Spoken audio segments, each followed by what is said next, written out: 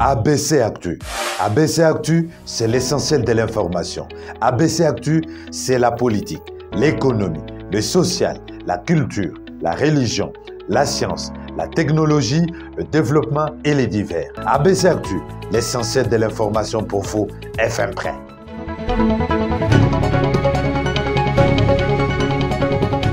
Bon début de semaine chez vous, l'actualité de la RDC se résume avec ABC Actu. Incendie au lycée Mwanga à Kolwezi, c'est lundi 24 avril 2023. Aucun cas de décès, la SNED requise pour contribuer à l'enquête et un dossier est ouvert au parquet.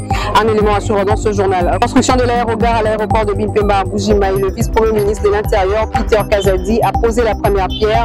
Des détails assurés dans ce journal.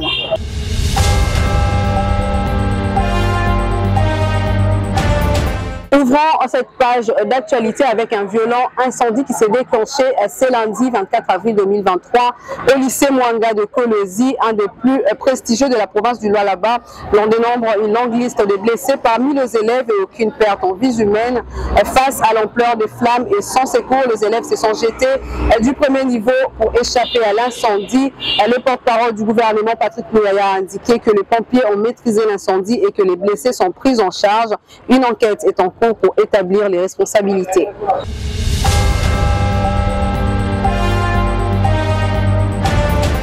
Dans l'actualité également, en prévision du meeting du 29 avril prochain qui marquera la sortie officielle de la plateforme Union Sacrée, les membres du présidium de la dite structure ont effectué une descente au stade de Martyrs le dimanche 23 avril pour un état des lieux, signalant que c'est près de 500 partis politiques qui sont attendus à cet événement. Représentant un membre sur la tribune d'honneur et au milieu, c'est les 250 autres personnalités que le président va décider qui va être dans cette zone. Et pour mieux gérer la zone au-delà du fait que nous avons présenté ce protocole, les cartons d'invitation également sont on a conçu deux modèles pour permettre et faciliter l'accès. Parce qu'avec la sécurité, seuls les invités porteurs de ces cartons d'invitation pourront avoir accès dans cette zone limitée. À la différence de ce qu'on fait par le passé, la zone derrière la tribune reste souvent non occupée.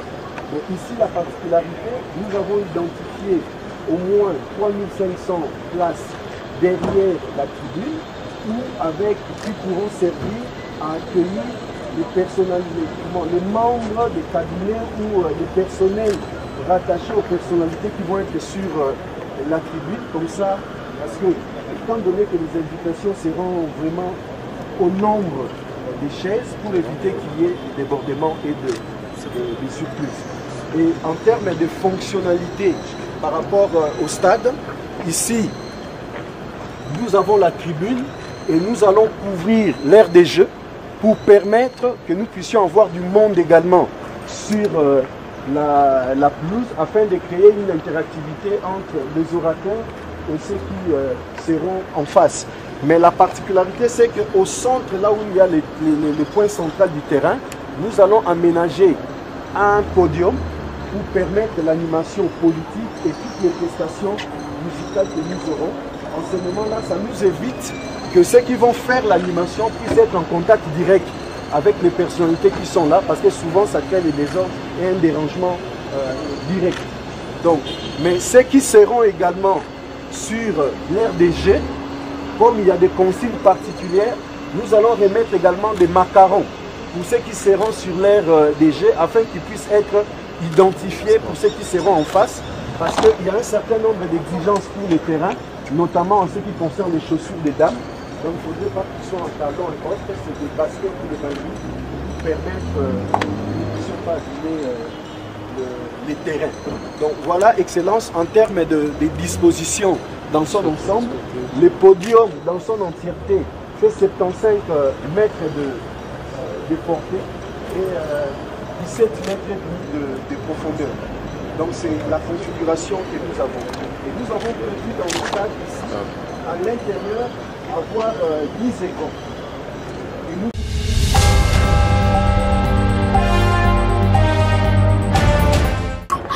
Poursuivons cette page informative avec la ministre d'État en charge de l'environnement et développement durable, Eve Bazaïba, qui a échangé avec une délégation de la province du Bas-Ouélé, conduite par le vice-gouverneur Christian Kondanga, venu discuter de la valorisation des ressources naturelles de cette province. Retour en image.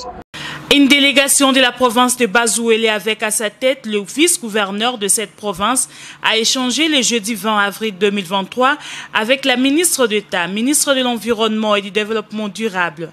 Il s'est agi des discussions autour de la valorisation des ressources naturelles de Bas-Ouélé dans le cadre de développement durable et identifier les potentialités.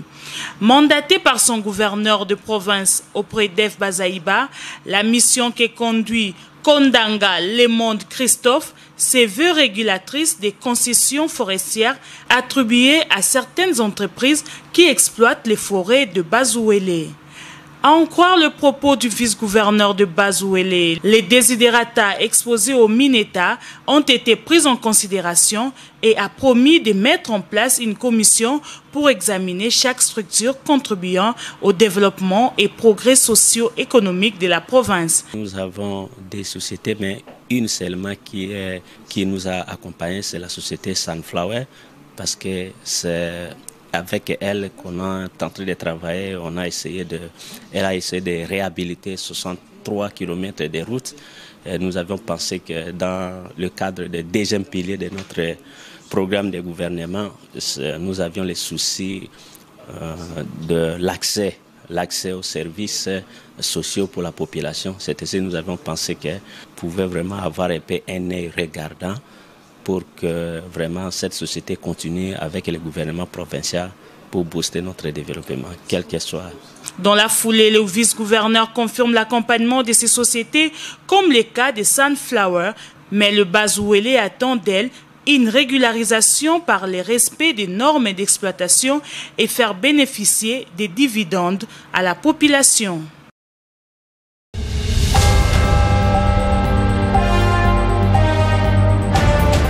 Tout à fait autre chose à présent, la fédération de Ensemble pour la République Lubunga à la rive gauche de Kisangani bénéficie d'un moteur hors bord pour le déplacement de ses membres. C'est un don de Moïse Katumbi Chapwe. Regardez.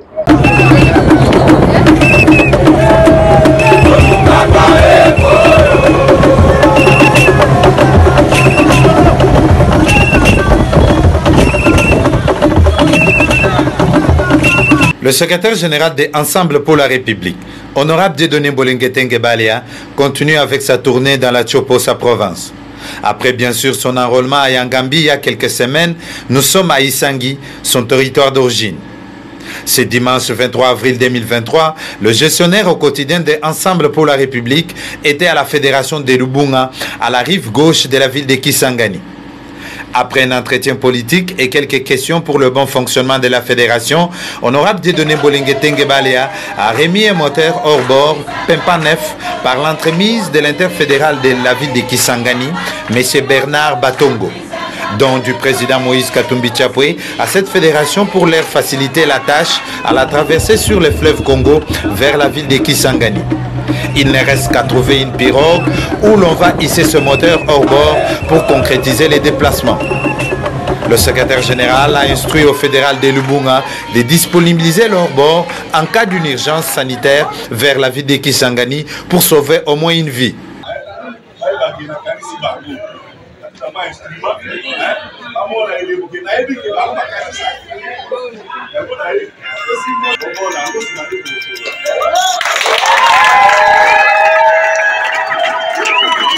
Sinon, l'activité de ce jour s'est terminée sous une note d'espoir pour des élections qui se pointent à l'horizon.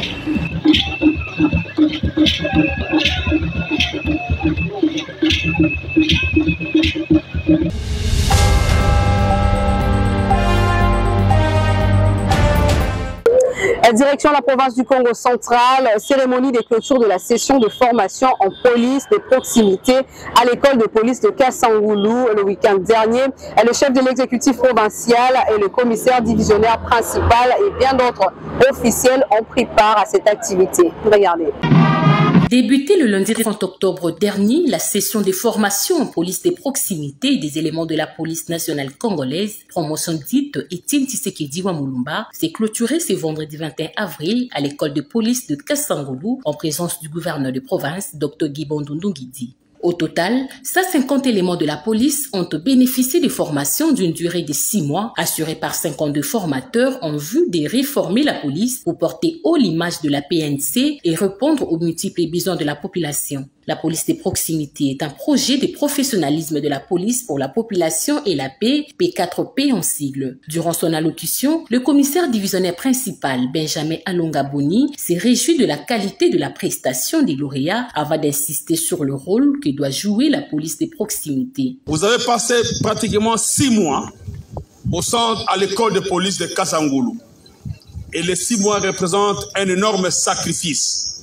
Et sachez-le, s'engager sous le drapeau est un sacrifice durant toute sa vie. Je serai très regardant vis-à-vis de vous parce que vous venez d'être formés. Vous devez éviter en vous l'absentéisme de vos postes de service, l'ivrognerie, les tracasseries sous toutes ses formes.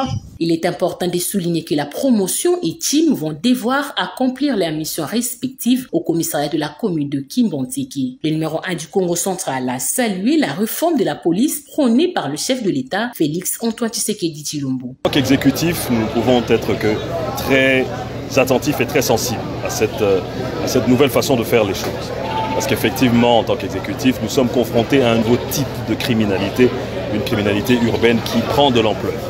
Et donc, de cette première promotion va représenter le renouveau de notre police. Le renouveau dans notre police dans le sens où, désormais, nous pouvons avoir une police de proximité qui pourra travailler en étroite collaboration avec la communauté. La sortie officielle de ces vaillants policiers est le fruit du partenariat entre la République démocratique du Congo et l'Agence japonaise de coopération internationale. Un tête-à-tête entre le numéro 1 de la PNC, l'autorité provinciale et les lauréats de la promotion ITIM a sanctionné cette cérémonie.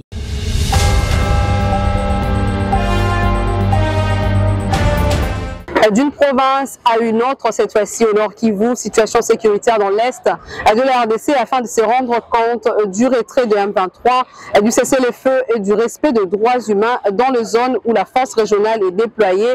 Quelques journalistes étaient en visite à Goma. Retour en image. Une équipe de journalistes internationaux et nationaux ont clôturé leur série de visites samedi 22 avril 2022 à Goma. L'objectif de leur mission était de se rendre compte du retrait du M23, le cessez-le-feu et le respect des droits humains dans les zones où sont déployées les troupes de la force régionale de la communauté de l'Afrique de l'Est. Des grands points ont marqué la fin de leur visite, à savoir les débriefings du commandant force régionale de la communauté de l'Afrique de l'Est, la restitution de la situation sécuritaire par le gouverneur militaire. Au quartier général de la force régionale, le général-major Jeff Nyaga, accompagné de son adjoint chargé des opérations et renseignements, le général de brigade Kaputa Kasenga Emmanuel, et des officiers de la force régionale de la communauté de l'Afrique de l'Est, a d'abord remercié la presse pour avoir répondu à son appel. Ensuite, il leur a demandé d'être une force pour la réussite de la mission de la paix afin de favoriser ensemble son retour. Car il ne s'agit pas seulement de la question du M23, mais également de tous les groupes armés dans la province du Nord Kivu. Enfin, le numéro 1 de cette force a annoncé les mesures que je vous propose de suivre l'extrait.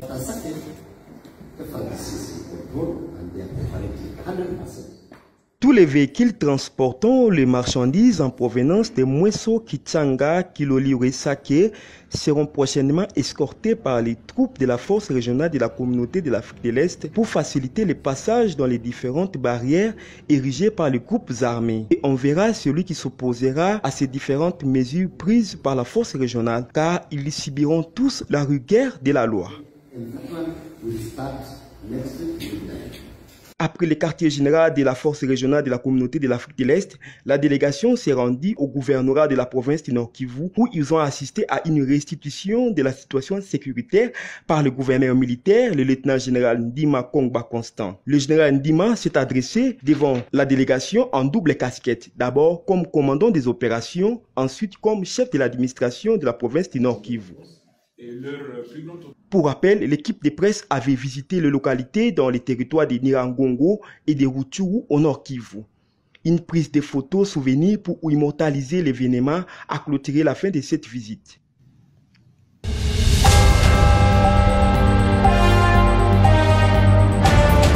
construction de l'aérogare à l'aéroport de Bimpemba à Mbuji-Mayi, une forte délégation gouvernementale conduite samedi par le vice-premier ministre de l'Intérieur, Peter Kazadi, pour la pose de la première pierre. Cet aérogare permettra au secteur du transport aérien de pouvoir se moderniser dans la province du Kasaï-Oriental. Le vice-premier ministre de l'Intérieur, Peter Kazadi Kankonde, a posé la première pierre pour la construction de l'aérogare moderne en Mbuji-Mayi. Cette cérémonie a eu lieu ce samedi 22 avril 2023 à l'aéroport de Bimpemba, au Kasaï-Oriental. Au cours de cette activité, le directeur général de l'entreprise A1 Builders a remercié toutes les parties prenantes à ces grands projets. Il a salué la vision du chef de l'État, le peuple d'abord, qui se rallient selon leur entreprise à la qualité des infrastructures d'utilité publique qui par conséquent favorisent la création de l'emploi et l'amélioration des conditions de travail pour l'administration publique ayant un impact sur le social de population. Saluer la vision du chef de l'État qui place l'homme au centre de toutes les préoccupations et qui résume en ces termes le peuple d'abord. Pour notre entreprise, le peuple d'abord, c'est aussi la qualité des infrastructures. L'aérogare qui sera construit durant 24 mois et sera érigé sur 5245 mètres carrés aura 2 portes arrière, 2 parkings pour le public, 2 scanners de bagages, des extincteurs à eau, climatisation, un système de sécurité adapté à l'ouvrage. L'édifice sera également doté de la technologie de pointe. L'aérogare aura, dit-il, une capacité de 150 passagers par heure à des heures de pointe au départ et à 250 passagers par heure à des heures de pointe à l'arrivée. Le gouverneur de province, Patrick Mathias Kabeyama-Tchabidji, a salué les différentes délégations venues prendre part à cette cérémonie. Il a rendu un vibrant hommage au président de la République, chef de l'État, pour ses efforts inlassables en faveur du développement de la République démocratique du Congo en général et du Kasaï-Oriental en particulier. Le rôle principal de cet ouvrage est d'écouler efficacement les flux de passagers et améliorer les services de fret aériens combien indispensables et de satisfaire le besoin des opérateurs aériens dans une large mesure aux normes et pratiques recommandées par l'OACI. Le ministre des Transports a, pour terminer, demandé à la population de veiller à l'exécution de ces travaux. Il a également indiqué qu'il est conscient des difficultés d'acheminement de matériaux de construction en Mbuji-Mayi. Il va faire de son mieux pour pallier à cette difficulté. Pour ma part, en tant que responsable du secteur des transports, j'ai pris en compte quelques difficultés qui sont relevées ici par le DG de la RVA pour que nous puissions à temps, c'est-à-dire dans les 2 ans qui vont suivre, pour voir cette œuvre ici physiquement commencer à desservir utilement la population de Mbuji-Mayi. Après l'allocution du ministre des Transports, le vice-premier ministre de l'Intérieur a posé la première pierre pour la construction de cet aérogare moderne en présence du gouverneur de province, du ministre des Finances et des Transports et bien d'autres officiels.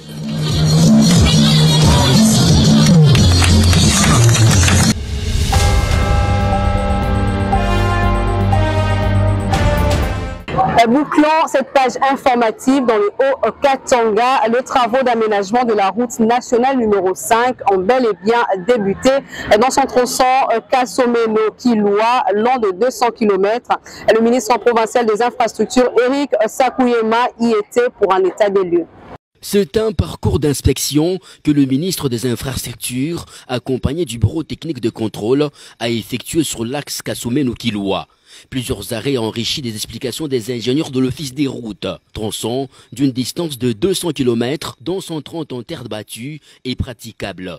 Action salutaire pour les usagers à mettre à l'actif du gouverneur Jacques Kaboula Katoué, qui, il n'y a pas longtemps, venait de lancer un vaste programme de construction des routes. L'intérieur de la province en bénéficie déjà.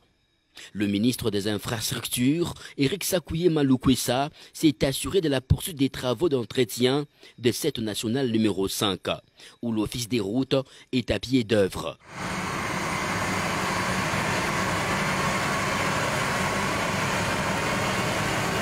Des travaux exécutés par l'Office des routes grâce à un atelier complet composé des camions-bennes, des niveleuses, des chargeuses, des compacteurs, une dotation propre du gouvernement Jacques Kaboula Katoué. Qualité et évolution des travaux appréciés à juste titre par le bureau technique de contrôle qu'accompagnait le patron des infrastructures.